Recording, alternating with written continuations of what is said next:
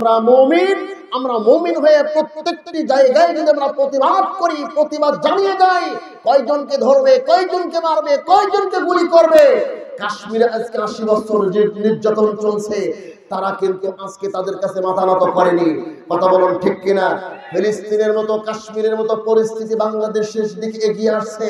তা না হলে আজকে বাংলাদেশের সবচেয়ে স্বনামধন্য যারা আলেম, দেশ বরেণ্য আলেম, মুফাসসিরে কোরআন আজকে দেশ ছেড়ে ছেড়ে চলে যাচ্ছে। যেই ব্যক্তি জেলখানায় ঢুকছে সেখান থেকে পঙ্গু হয়ে বের হচ্ছে। তাদের চোখের পানি ছাড় তারা কিছুই বলতে পারছে না। তাদের কথা হারিয়ে ফেলেছে, সম্পূর্ণ বাকশক্তি হারিয়ে ফেলেছে, কথা বন্ধ হয়ে গেছে। স্টেজে বসে বসে আজকে দেখতে পাচ্ছেন যে বাংলাদেশের আরেকটা পাখি আমির হামজা, তার চোখে শুধু পানি আর পানি, হাউ হাউ করে কাঁদছে।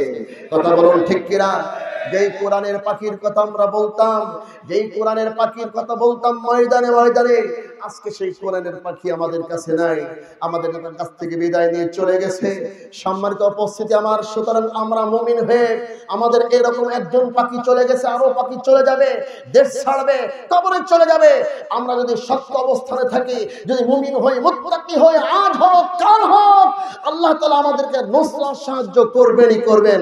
সুতরাং যত বাধা, যত নির্যাতন, যতই নিপীড়ন আসুক না কেন, মৃত্যুর আগ পর্যন্ত জানকে জীবন বাজি রেখে কারা কারা কোরআনের জন্য, ইসলামের জন্য, আলেম ওলামার জন্য কারা কারা ময়দানে থাকবেন, দুই হাত উঁচু করে আল্লাহকে দেখিয়ে দেন।